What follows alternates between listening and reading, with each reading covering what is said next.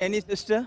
This is on behalf of a non-Muslim sister. Yes, that would be the last question of the day, please. Her question is, what is the major difference between Prophet Jesus and Prophet Muhammad?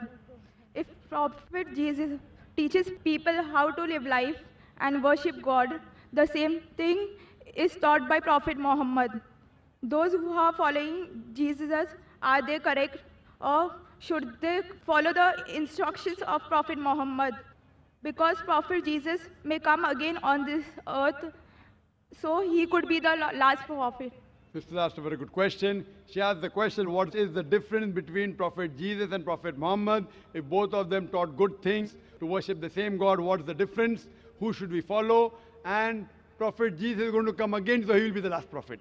As far as the question is concerned, that amongst all the prophets, 5 prophets are considered according to the hadith as great prophets.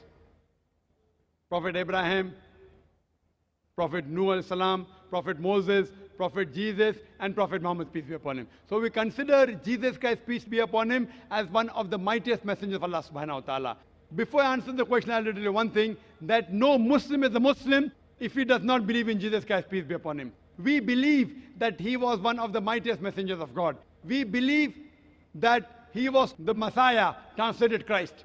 We believe that he was born miraculously without any male intervention, which many modern day Christians today do not believe. We believe that he gave life to the dead with God's permission. We believe he healed those born blind and lepers with God's permission. The Christians and the Muslims, we are going together. You may ask, where is the parting of ways? The parting of ways is that many Christians, they say that Jesus Christ, peace be upon him, he claimed divinity. In fact, if you read the Bible, there is not a single unequivocal statement in the complete Bible where Jesus Christ, peace be upon him, himself says that I am God, or where he says worship me. If any Christian can point out any verse of the Bible, any unequivocal statement, any unambiguous statement from the Bible where Jesus Christ, peace be upon him, himself says that I am God, or where he says worship me, I am ready to accept Christianity. In fact, if you read the Bible, Jesus Christ, peace be upon him, said, it's mentioned in the Gospel of John, chapter number 14, verse number 28, my Father is greater than I. Gospel of John, chapter number 10, verse number 29, my Father is greater than all. Gospel of Matthew, chapter number 12, verse number 28, I with the finger of God cast out devils. Gospel of Luke, chapter number 11, verse number 20, I with the Spirit of God cast out devils. Gospel of John, chapter number 5, verse number 30, I can of my own self do nothing. As I hear, I judge, and my judgment is just. For I seek not my will, but the will of my Father. Anyone who says, I seek not my will, but the will of Almighty God, he's a Muslim. Jesus Christ, peace be upon him, was a Muslim. He never claimed divinity.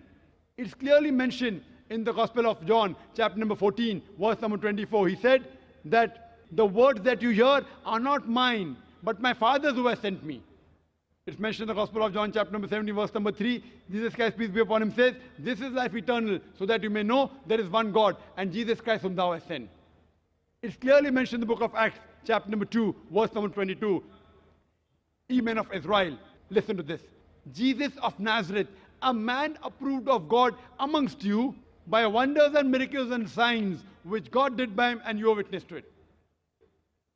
A man approved of God amongst you by wonders and miracles and signs, which God did by him, and you are witness to it. So Jesus Christ, peace be upon him, was one of the mightiest messengers of God, but he was not God. And if you want to follow him, as I mentioned earlier, in Gospel of John, chapter number 16, verse number 12 to 14, he said, I have many things to say unto you, but ye cannot bear them now. For he, when the Spirit of truth shall come, he shall guide you unto all truth. That means, if you are a true follower of Jesus Christ, peace be upon him, besides believing in one God, you also have to follow the last and final messenger, Prophet Muhammad, peace be upon him.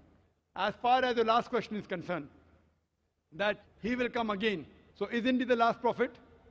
It's mentioned in the Quran, in Surah Ma'idah, chapter number 5, verse number 116, that Jesus Christ, peace be upon him, says to Allah subhanahu wa ta'ala, that ye bear witness, I never said, worship me, but I said, Ubudullah, worship Allah, Rabbi wa Rabbukum, who's my Lord and your Lord.